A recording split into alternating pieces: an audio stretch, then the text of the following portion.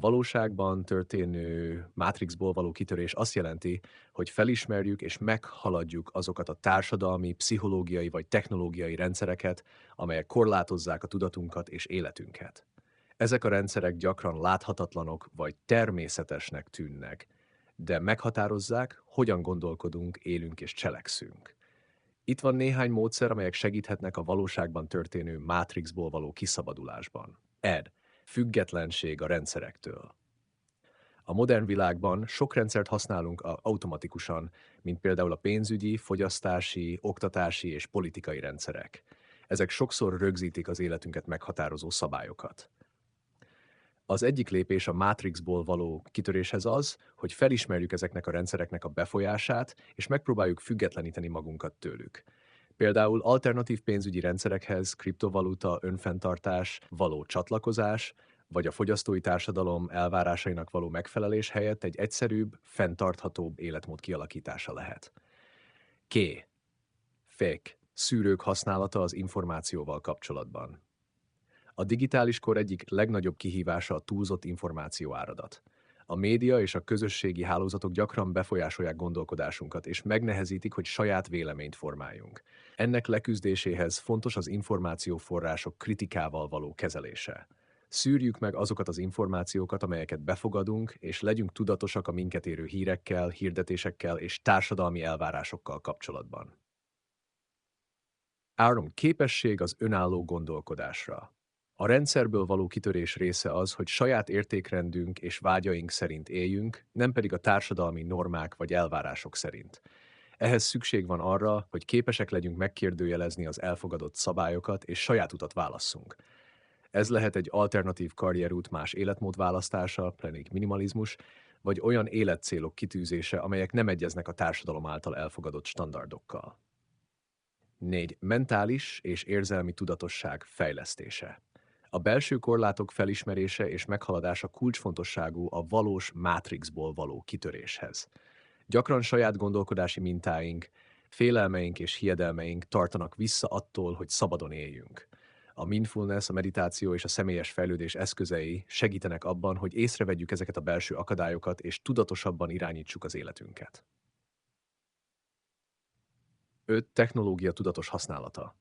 A modern technológia, különösen az okostelefonok és a közösségi média sokunkat köt le egy virtuális mátrixban.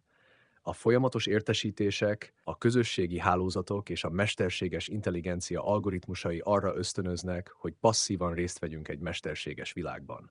A technológia tudatosabb használata, például a képernyőidő csökkentése, digitális detoxok bevezetése és a technológiák célzott produktív felhasználása segíthet visszanyerni a kontrollt az életünk felett.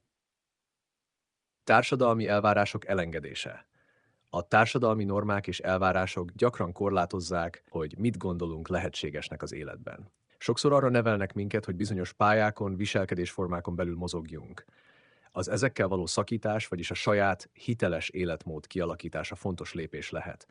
Ez nem csak a karrierre vonatkozik, hanem arra is, hogyan viszonyulunk a kapcsolatokhoz, a pénzhez, vagy a siker fogalmához.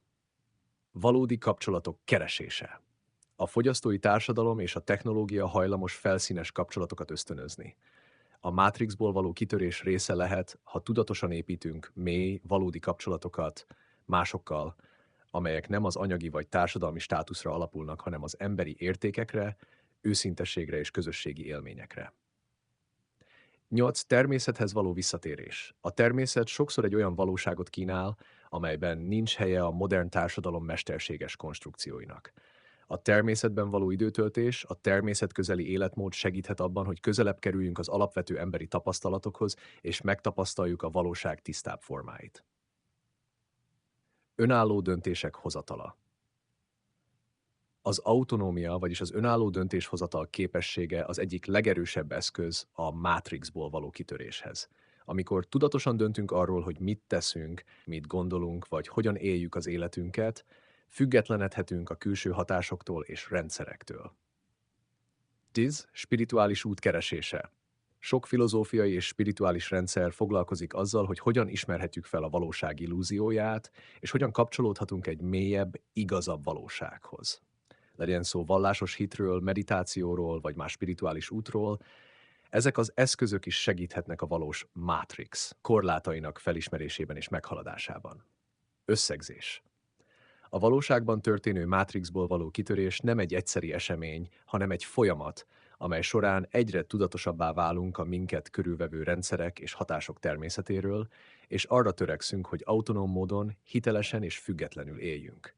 Ez sokszor belső munka és külső döntések egyvelege, amely révén jobban megértjük, mi az, ami valós, és mi az, amit mesterségesen építettek fel körénk.